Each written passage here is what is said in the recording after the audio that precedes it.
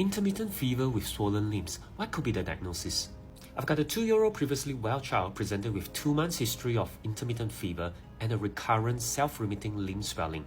The spontaneous swelling involves different parts of the body like shoulders, knees and feet and is usually preceded by fever. And due to the pain, the child refused to move the affected limb. After 5 to 7 days, the fever and swelling will subside, and this condition repeats every 2 to 3 weeks with similar pattern but different limbs.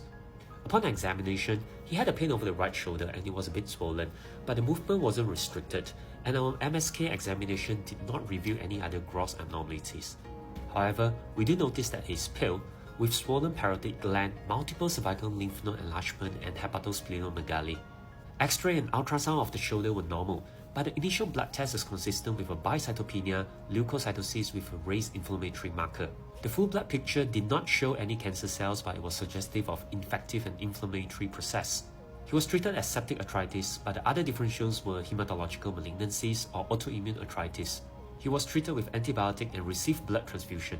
Initially, they were counseled for bone marrow aspiration, but they were undecided. During the hospitalization, his right shoulder swelling subsided, but then he developed a new onset of a left foot swelling.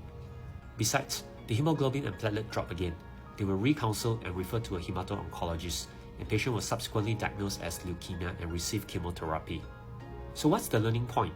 Whenever patient has abnormal full blood count, if it involves more than 2 cell lines, always consider leukemia. Number 2, don't be fooled by a normal full blood picture. During the initial phase, cancer cells might only be found in the marrows but not in the bloodstream.